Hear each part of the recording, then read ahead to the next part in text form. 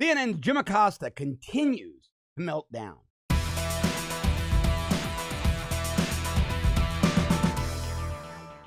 Well, if you didn't see it, yesterday's White House press conference was pretty interesting. Started off in an interesting way. They had the heads of all the agencies tasked with cybersecurity. NSA, the Director of National Intelligence was there. FBI was there. Department of Homeland Security and Ambassador John Bolton talking about ways they're going to secure our cyber infrastructure and all critical infrastructure. And it was definitely worth a listen, but it was what happened after that. When White House Press Secretary Sarah Huckabee Sanders took the podium, that has everybody talking. She was, well, I don't want to say asked a question. She was gracious enough to call on CNN's Jim Acosta, an incessant, whiny crybaby. And instead of asking Sarah Sanders a question, Jim Acosta from CNN began to demand that Sarah Sanders say what he wanted her to say. He was demanding, he wasn't asking any questions. He was demanding that she tell the press corps that the media is not the enemy of the people. And nobody really thinks the media is the enemy of the people. Everyone understands that when President Trump says the fake news media is the enemy of the people, he's talking about CNN and the New York Times and the Washington Post and MSNBC and these outlets that don't give us fair and accurate information. These outlets that bury stories about Democrats while disingenuously contorting stories about Republicans. For example, yesterday's press conference, the President of the United States brought out the agency heads tasked with securing our cyber infrastructure, who all to a person acknowledged Russia meddled in the election.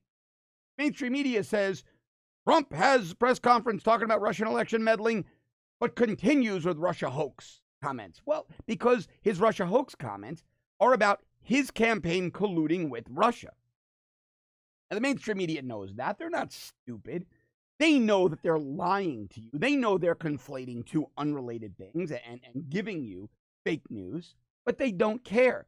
They double down. So it was no surprise that Acosta, who threw a tantrum and demanded the White House press secretary say something that she didn't say, she refused to say for him, then took to Twitter to complain some more, how he wasn't having it, and he stormed out of the press briefing because he needed her to say that the press wasn't the enemy of the people or the White House.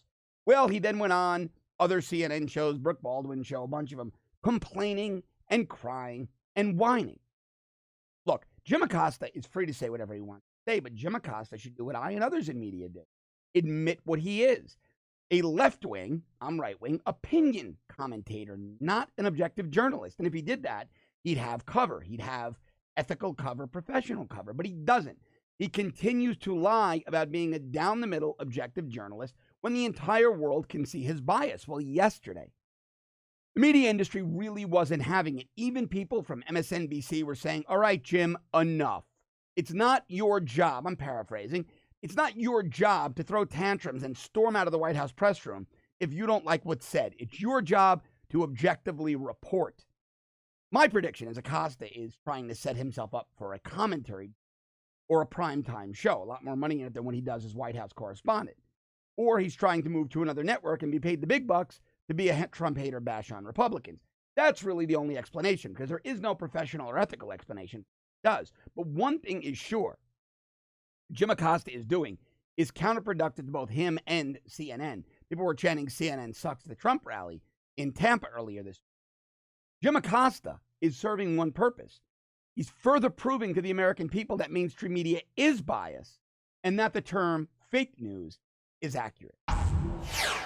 Love bringing these segments every day. I'm going to be going much deeper into this today on my live show, the Classified Live on the Rebels YouTube channel, 7:30 a.m. every morning.